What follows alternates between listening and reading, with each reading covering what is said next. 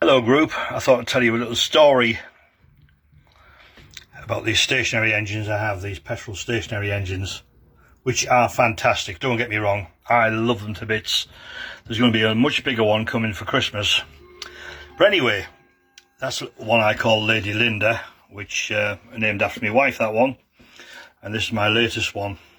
The difference being, this has got a push rod here for the exhaust valve.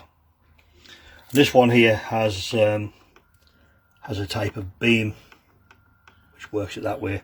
The inlet valve's there, which is atmospheric, works relying purely on suction and so forth.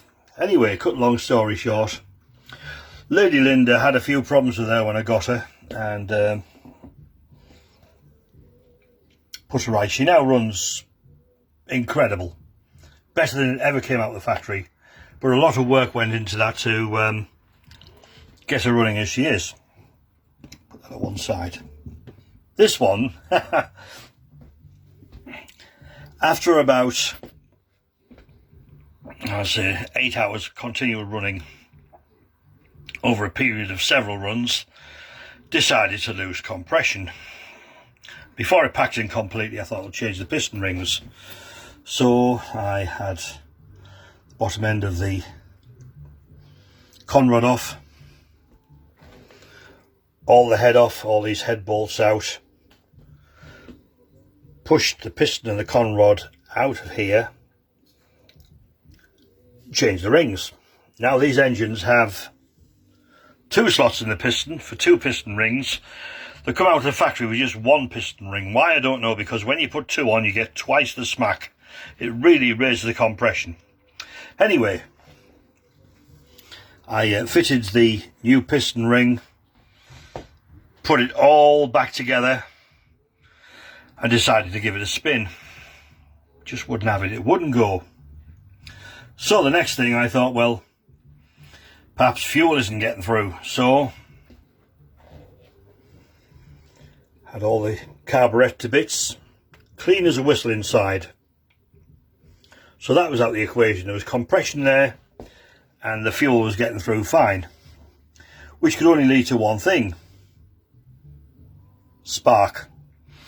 And with these having an electronic ignition, I thought, well, maybe after 20 seconds or so, something was wearing out, a component was breaking down inside the electronic ignition. So while I was pretty sick, because like a new electronic ignition is like sort of 60 quid, I thought I'll just check the governor springs. I took one of the springs off just to inspect the governors and decided to give the flywheel a turn. And to my surprise, it fired up straight away and run beautiful. So all the problem was in this governor spring here, which operates a cam there, which in turn controls the exhaust valve. So there we are. I found out what it was after all that. Thank God it wasn't the electronic ignition. So I put 2 weaker governor springs on. I had 1 spring on, but it run that slow it would stop. But I've put 2 weaker governor springs on now to slow it down a bit. Not as slow as with 1 spring, but it does a nice job. And I thought while I was at it, on the silencer here, there's 4 holes, 1, 2, 3, 4. I blocked those 3 round there off, so it wasn't blowing any dirt and waste oil down, out there, or that way, over all the governor system and flywheel. So there we go, she goes now with a single turn. I'll give it a spin. I've also put a little catch on there to stop the bottom from falling open as well.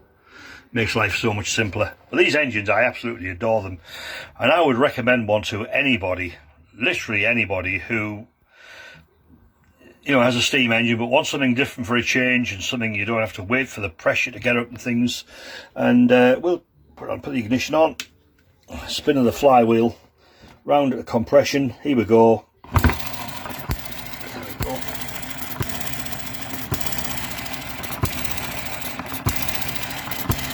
How nice and slow is that? Might look fast on the video, but trust me, it isn't. A bit of smoke out there. But this engine now, it runs like a sewing machine, but as I say, it's had a complete overhaul and everything's been checked, and it's running better now than it did when it came out of the factory.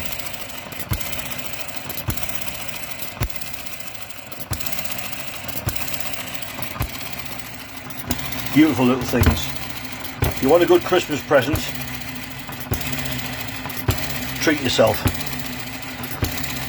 They're available on Banggood or AliExpress. Worth every single penny. They really are. Anyway, there we go. Thank you for watching. Bye. Thank you.